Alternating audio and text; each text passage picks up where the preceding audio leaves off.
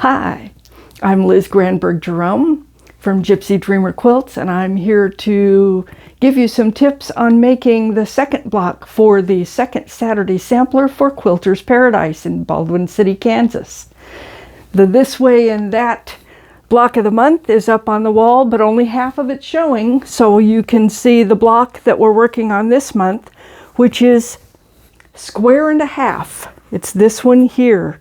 So it's an Ohio star in the center with a pieced frame around it, and that's what we'll be working on this month. So, like last month, we're going to be doing half square triangles again. You're going to be matching up the yellows and the whites and marking them. And now I'm going to have my little cameraman come in, and I'm going to remark this just so you can see. We're going to go from corner to corner along the center line, and then you're going to place your ruler just over.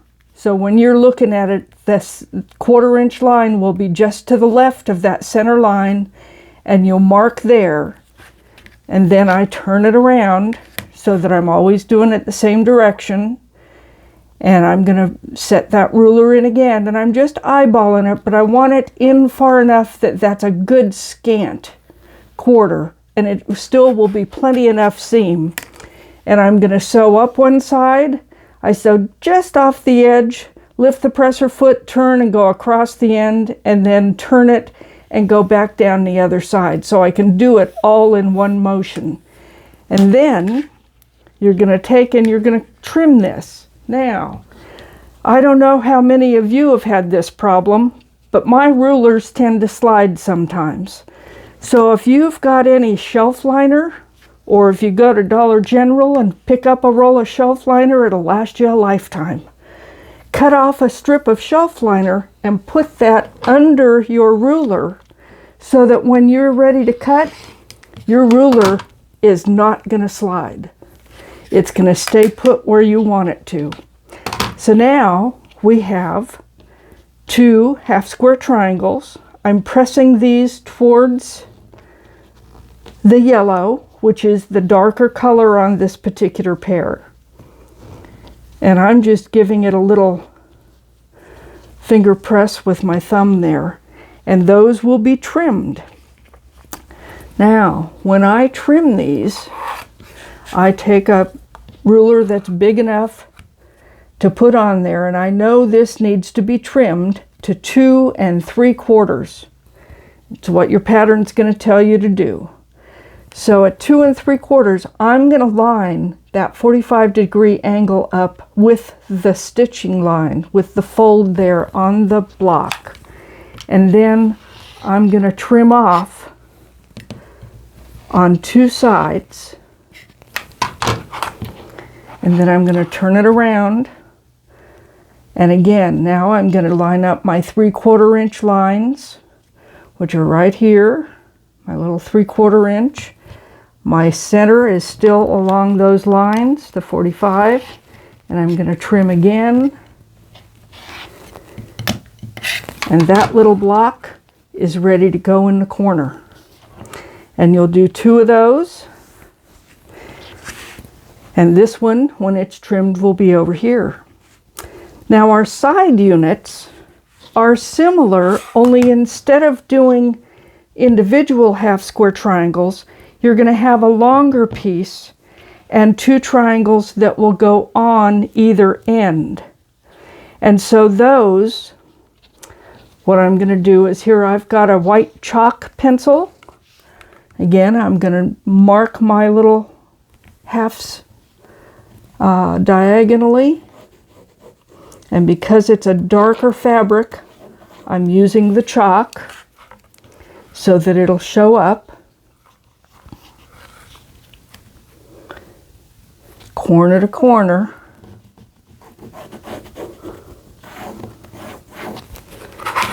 And then I'm going to place these on so that the seams are coming towards each other. Now when I sew anything that's got a corner out here and a long straight edge up here, I'm going to sew from this end. If I sew with this point, with these two edges coming to a point down here, I'm more likely to get my points off or to have my machine try and eat those points and suck them down inside and get your line off. If you start up at this end and sew towards those points, you'll get a much better seam and you'll have less problem with it getting caught as you start. So I would sew this one, and then I would cut it and take it out and sew this one again from the center out towards that inner point. And then you're going to press those out. And then after there's pressed and you know that you still have an 8-inch piece, which is what it needs to be. If your seams are too close inside, they might be a little shy and you might be short. You want to make sure you're either right on or just towards the outside corner on that stitching line. And then you're going to trim your 1/4 inch. I lined the 1/4 inch line up on the sewing line that I just stitched, and you'll trim that off. Give it a good press, and it's ready to go on that side. So this one would go right here, and its corners will be pressed out. Now, the center is an Ohio star, and the Ohio star has 4 hourglass units, or what are also called 1/4 square triangles. And these are made by making 2 sets of 1/2 square triangles. So here you see I've got a 1/2 square triangle with a dark blue and one with a light blue. My other pair, because each set of 1/2 square triangles makes 2, is already over here and ready to show you how they go together. So once you've made 2 sets of 1/2 square triangles with the reds on both and a light blue and a dark blue, when you cut them apart, you're going to match up 2 pairs that have a light and a dark blue, and you're going to lay them one on top of the other with the reds in opposite directions. And you're going to match up those corners. And what I do from here is I'll take my ruler, and again, you're going to be marking the same way we did for the 1/2 square triangles, only now you're going to do it with 1/2 squares that have 2 colors. Now, when I line this up, I'm not only going corner to corner, but I want to make sure that the line across matches the stitching line. And when I pull one side back, this seam should be nested right next to each other. And because both of them were pressed towards the red, I know that they're going to be nesting. They're going to be folded in opposite directions, so they should nest just perfect. So I'm going to mark this one, and I'm using a pencil on this. It's on the wrong side, and that part's actually going to be cut. Now I'm going to do, well, I usually sew from this side where you can see the 1/4 inch. I'm doing just inside again so that it's on the other side of that line for that scant 1/4. And I'm going to mark that line.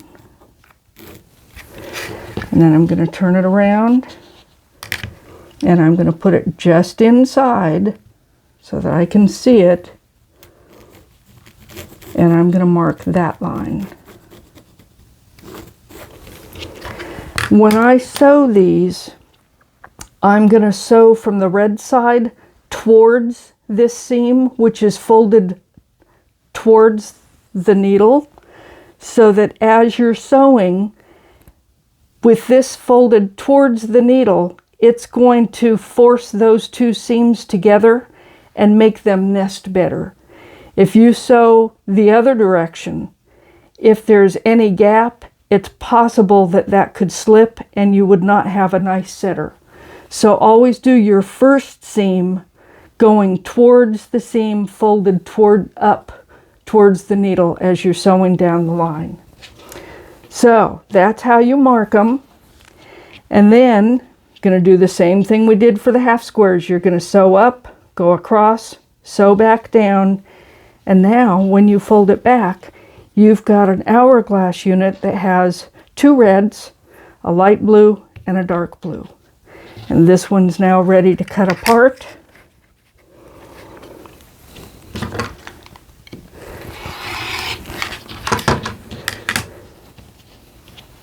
And now I'm going to give this a little finger press right here.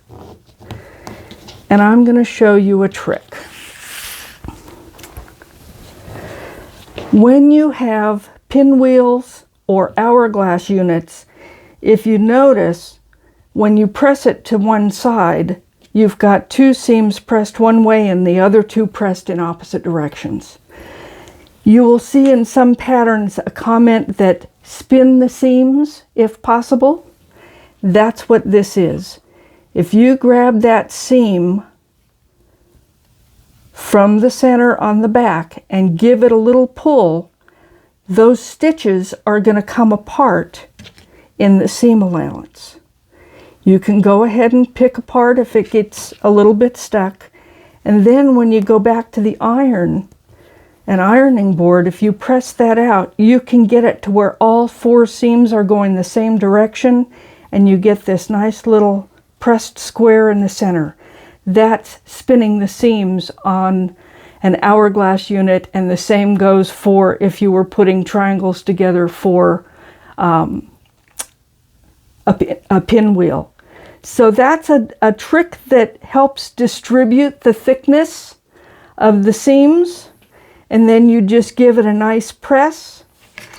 And now when I trim hourglass units, I use usually my 6.5 or 6-inch ruler, and I know these need to be trimmed to 3 inches.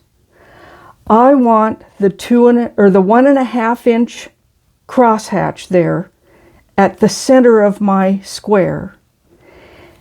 I want the 45 across the center along the line, and if possible, as close as you can get them, you want the 3 inches also where the seams are, so that you can get as close to having those seams end in the corner as you can get them. And again, I'm using my shelf liner to hold my ruler and keep it from slipping. See if I can say it. And there I've got my 3-inch lined up, my 45 is lined up, and my 3 inches are marked at each corner. So if I trim that right there,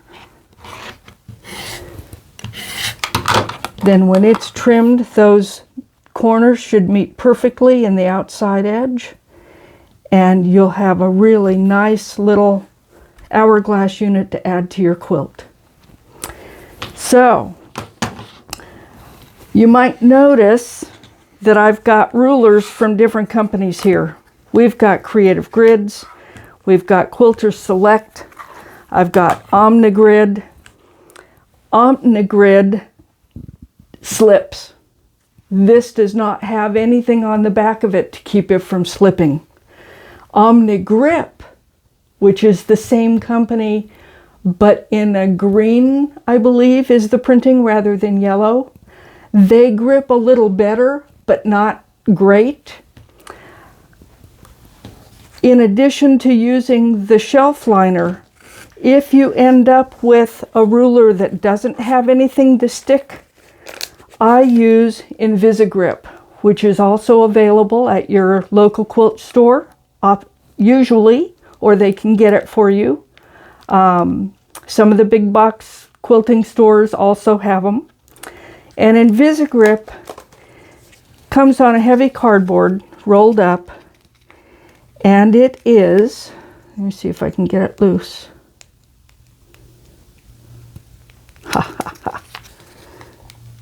Oh, there it is. I can see it.